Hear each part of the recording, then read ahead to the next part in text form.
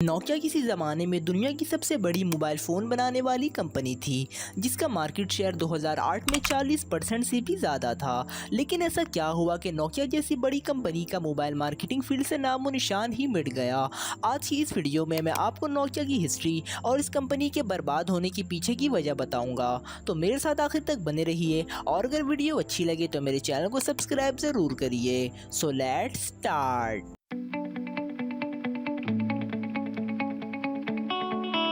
Nokia company को 1865 में Frederick आइडस्टम ने फिनलैंड के शहर टेम्पर में एक पेपर बनाने वाली कंपनी के तौर पर शुरू किया। इस कंपनी ने कई सालों तक पेपर बनाने का काम किया, लेकिन जल्दी इसने रबर के प्रोडक्ट्स और बिजली के पैदावार जैसे दीगर फील्ड्स में भी दिलचस्पी जाहिर की। 1960 के दौर में नोकिया ने इलेक्ट्रॉनिक्स पर तवज्जो देना शुरू की और ये टेलीकम्युनिकेशन की इंडस्ट्री में एक बड़ा खिलाड़ी बन गया। 1987 में नोकिया ने अपना पहला मोबाइल फ़ोन मोबेरा सिटी में 900 के नाम से मुतारिफ करवाया। ये phone Nordic mobile telephone NMT system इस्तेमाल करने वाला पहला मोबाइल फ़ोन था। इस फ़ोन के रिलीज़ होने के बाद यूरोप में इसे बड़े पैमाने पर पसंद किया गया। नोकिया की मोबाइल फ़ोन्स ने काफ़ी तेज़ी से मकबूलियत हासिल की और ये कंपनी सिर्फ 3 सालों में दुनिया की सबसे बड़ी मोबाइल फ़ोन बनाने वाली कंपनी बन गई। 1990 के दौर में नोकिया ने मोबाइल मार्केटिंग इंडस्ट्री में मुसलसल नई इन्वेंशंस की और मोबाइल फ़ोन्स में काफ़ी सारे एडवांस फीचर्स को ऐड किया, जिसमें टेक्स्ट मैसेजिंग, कलर स्क्रीन और इंटरनेट कनेक्टिविटी जैसे कुछ फीचर्स शामिल थे।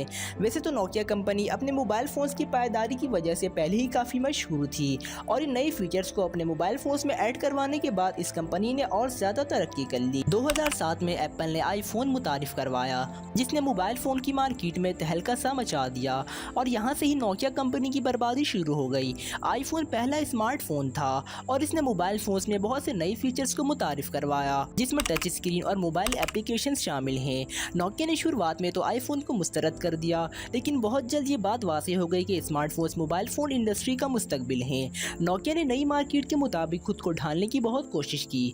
2011 में नोकिया ने अपने मोबाइल फ़ोन्स में विंडोज़ ऑपरेटिंग सिस्टम का इस्तेमाल करने के लिए माइक्रोसॉफ्ट के साथ पार्टनरशिप कायम की। इस पार्टनरशिप का मकसद नोकिया को एप्पल और गूगल के साथ मुकाबला करना था, लेकिन ये पार्टनरशिप एक बर्बादी के तौर पर साबित हुई। विंडोज़ फ़ोन ऑपरेटिंग सिस्टम लोगों में इतना मकबूल ना हो सका और नोकिया के स्मार्टफोन आईफोन और एंड्रॉयड डिवाइसेस का मुकाबला करने में काफ़ी पीछे रह गए। इसकी वजह ये थी कि ज़्यादातर software developers application Android devices के लिए बनाते थे और नोकिया विंडोज़ एप्लीकेशन के लिए माइक्रोसॉफ्ट पर डिपेंड हो गया था। 2013 में नोकिया ने अपने मोबाइल फ़ोन का बिजनेस माइक्रोसॉफ्ट को $7.2 बिलियन में सेल कर दिया।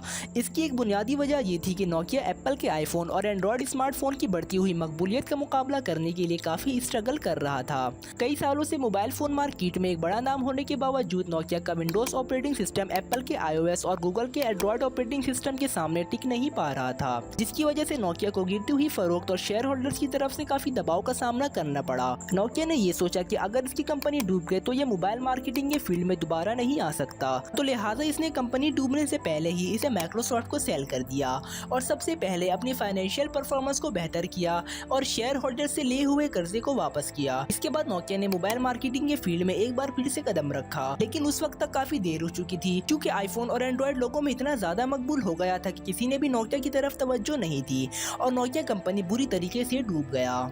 नोकिया कभी दुनिया में मोबाइल फ़ोन बनाने वाली सबसे बड़ी कंपनी थी, लेकिन स्मार्टफोन्स के आने के बाद इस कंपनी की किस्मत काफ़ी तेज़ी से तब्दील हो गई और आज नोकिया का नाम मोबाइल मार्केटिंग के फील्ड में तकरीबन ख़त्म ही हो चुका है। और ये थी आज की वीडियो।